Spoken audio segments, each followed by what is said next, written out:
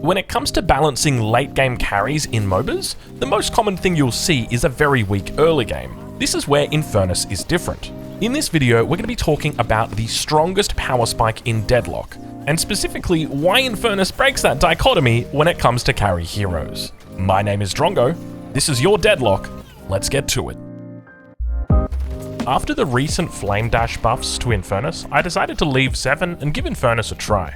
Infernus is iconic for that late game DPS burn, so naturally, when I started playing him in the lanes, I looked to play into that style. I prioritized getting 2 points in my afterburn, and looked to pick up early items like Duration Extender and Quicksilver Reload just to maximize how much I could burn the opponent. Just like the games that I was playing with 7, I had a really hard time in the lane, often finding that I was going 0-2, 0-3, and then I came across what I consider to be the strongest power spike in Deadlock. Now, when I explain it, it's going to sound very simple, but it's important to remember that not everybody knows the intricacies of every hero, and as a result, not everybody respects every hero's power spikes. The technique that I'm about to show you is simple, straightforward, and is guaranteed to improve your Infernus lanings from going 0-3 to 3-0 in pretty much every single game. It's kind of crazy how strong this thing is. So instead of putting 2 early points into Afterburn, what we do is skip that and just simply put our 2 early points into Flame Dash. That's it. That's literally the power spike. However, due to the large amount of people that don't play around this style, it means that people don't respect this at all. Now, I've got a couple of clips that we'll go through that are against Phantom and Oracle players, but before we do that, let's just break down this power spike and about why it's so strong. The power spike occurs when you can put a second point into Flame Dash. This comes at 2200 souls. So now let's break down these damage numbers. Afterburn has a base damage of 15, which means that you'll see ticks of 8 and 7 because these ticks are broken up into every half second. The burn lasts for 3 seconds. That means if you get a burn off on somebody, you're doing 45 spirit damage to them. You can extend the duration of this debuff just simply by hitting the target with another bullet. However, you can also extend the duration of Afterburn if you can hit the enemy with your Flame Dash. Flame Dash at its base level does 40 damage per second, or ticks of 20 that you'll see above the enemy's head. Once you have 2 points in Flame Dash, this DPS more than doubles to 85 per second, or ticks of 42. The Flame Dash debuff duration lasts for 6 seconds, and keep in mind that the entire time this Flame Dash is debuffing the enemy, they're also being burned by Afterburn. If you can manage to land this combo with no items, you've now got ticks of 50 damage coming through, which is 100 damage per second, and that is for at least 6 seconds, guaranteeing at least 600 damage on the target. On top of that, the trail itself lasts for 4 seconds, which means you can have up to 10 seconds in total if you can manage to get the first tick and the last tick on the enemy from your Flame Dash. And keep in mind, all these damage numbers are without items. This power spike happens at 2200 souls, which means you've got enough for 400 or 500 items the moment you hit this power spike. But before we get into the items, that's not even our final form, because we've still got Catalyst to use, which is going to amplify any damage that you're doing against the target. And instead of doing 50 damage a tick, you're now going to be doing 60 damage a tick. So that means if you're in your laning phase and you manage to get an afterburn off somebody, dash jump after them, throw out the Catalyst, hit them with the Flame Dash, you're going to be doing more than 700 damage without items on this power spike. So let's talk a little bit about items and the difference that it makes to this power spike. So the core 4 items that you're going to be wanting to go for are Ammo Scavenger, Infuser, Enduring Spirit, and Rapid Rounds.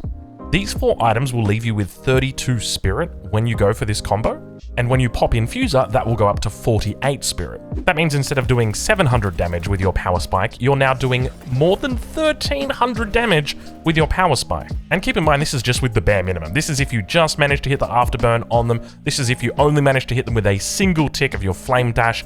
That is it. If you manage to stick to them like glue for the entire duration of your Flame Dash, you'll do more than 1700 damage to them, which is just ludicrous. The only thing is, it's not really likely to happen if your enemy's got decent movement. We're going to dive into some gameplay shortly, but before we do, let's just touch on these 4 core items.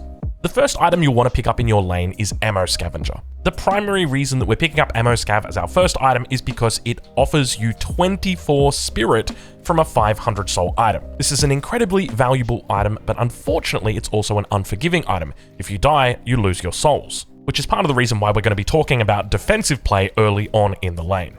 The second item that we'll be picking up is Infuser.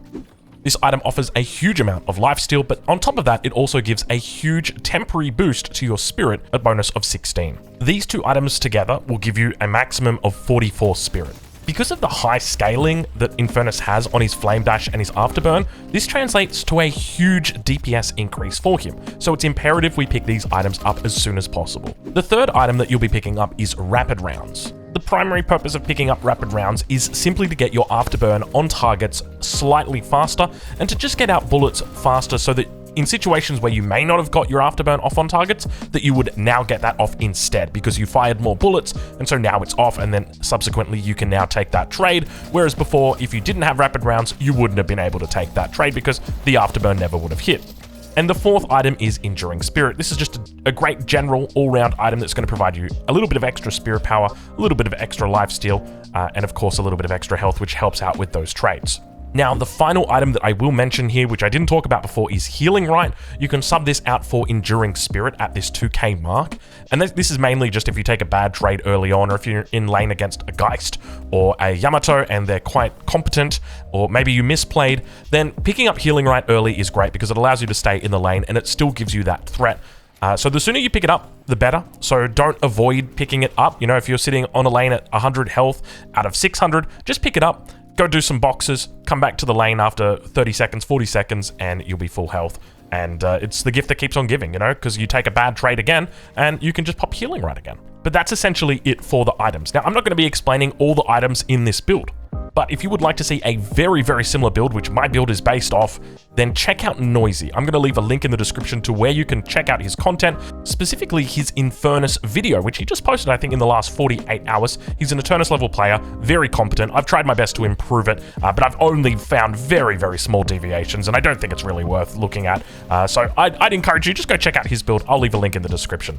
So now let's get to some gameplay and about how you can actually translate this video into wins in your games, or at least wins in your lanes, because we've all heard the old adage, win lane, lose game. So the first game that we'll be looking at is a game where the average of the players was Phantom 2, so about the top 7 to 6% of players. So in this game, I'm up against Mirage. Mirage, at the moment, I would consider him a pretty difficult opponent to lane against. The player that I was playing against seemed quite passive in the early stages of the game, which is exactly what I wanted. When it comes to taking advantage of your power spike with Infernus, essentially you just want to have a very slow lane at the beginning, and then you want to just break out at breakneck speed and hit the opponent, taking them out.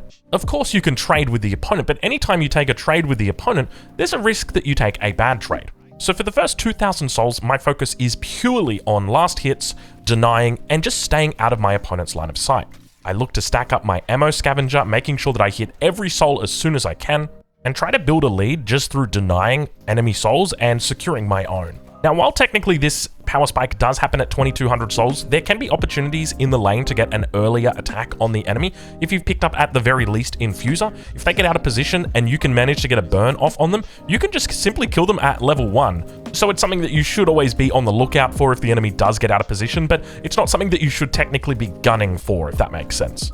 One of the key timings that you're going to be looking for is the moment you've got enough to buy that fourth item to go back and buy it, because the moment you hit 2200 souls, you are going all in. Now, it depends how risky you want to play it. You can technically dive under the enemy tower, you can wait for them to try and push you under your tower, and even in the face of troopers, you can take them on, and that is because of the lifesteal that you get, not from Enduring Spirit, but from Infuser. It is double what you get from your Enduring Spirit, and as a result, it means that because you deal so much spirit damage, you're healing so much from that spirit damage. So here we go, the enemy is not respecting our power spike, and we are looking to punish them. The moment that we get confirmation that we have the burn on the target, we go all in. You have to be really careful to make sure that you go as you get that burn on the target. If you go slightly before the burn comes in, you're going to lose a huge amount of damage because your burn is not going to be procced, and as a result, you lose it for the entire duration of your flame dash. You can technically drop the flame dash and then hit the enemy again with an auto attack, but unfortunately that means that you don't have flame dash anymore. So the whole idea of the combo is you just want to run in there, go balls to the walls, and you need to have that burn on them. So let's watch that back again. So the enemy pushes up a little bit too far. We manage to get the burn confirmed on the enemy. We dash jump towards the enemy, throwing out our catalyst at the same time. And while we're in the air, we start our flame dash. The moment the flame dash connects with the enemy, they're dead. That's it. There's no getting away from it. It is way too much damage, and I wouldn't be surprised if it actually gets nerfed. These numbers are insane. Now, you might be looking at that and saying, oh, look, it looked a little bit lucky, or he was out of position. Well, how about I show you 15 other clips of me doing the exact same thing, and it's because they don't respect or expect the power spike. Literally every game I play, it is the exact same story. Now, keep in mind, I'm at the Oracle/Phantom level at the moment. The players here, top 6 to 7%. Obviously not the best in the world, we're not Eternus, but they're still pretty decent players. And literally every single game I play, they're getting called out. Now, I suspect that when people start catching on to this, that they will start to play a little bit more seriously around Infernus, play a little bit safer, and if they are maxing Flame Dash, they will stay well and truly away from him in the lane, but there's a good chance that's just going to make him even more of a bully. So anyway, let's get into the montage and take a little look. Alright, so it's a Paradox lane that we've got here. Always fun playing up against the Paradox. Never know when you're going to get swapped. But remember, we're just looking to confirm the burn. The moment the burn is confirmed, we're going to be diving in straight on top of that Paradox, hitting them. We've just hit our power spike. There it is. Boom. Throw out the Catalyst, and that is all she wrote. It is well and truly over at this point. We even forgot to pop the Infuser, but it doesn't matter. We did so much damn damage. It was never even close. Alright, in this lane we're up against a Wraith, and she steps up a little bit too close, and unfortunately she gets caught by the Fireman. And as you can see, even though she uses that TP, she's still not able to get enough distance between me and her. Alright, well, how about some limit testing? One of the hardest lanes for Infernus is going to be Lady Geist. Here we're down 500 souls and about half HP, but we don't care. We take the fight anyway. Doesn't even matter, mate. It is too damn simple with Infernus. This combo just does a huge amount of damage, and despite the Lady Geist being on 100% HP, we're able to take her down. Now, keep in mind that while this power spike does technically hit at 2200, you can actually go earlier if your enemy runs into lane, comes down on relatively low health, and as long as you've hit that level 2, then as long as you get the burn, you can just hit them and follow up with the Flame Dash, and that is absolutely it. Well, it is absolutely it until the enemy comes back into the lane a second time and decides they want to limit test against the Infernus again. Now, keep in mind, Yamato is actually one of the hardest matchups, but it's only if the enemy's really pressuring the Infernus. So as long as you're able to get that burn off on the enemy, the afterburn, and then follow up with your Flame Dash, it is all she wrote, ladies and gentlemen. I wish I could keep showing you videos of this specific game because they just go from bad to worse. But unfortunately, well, we need to continue on with the other games, don't we? So let's continue. In some matchups, heroes will have abilities that they can use to break your combination. So one of the things that becomes important is baiting out those abilities early.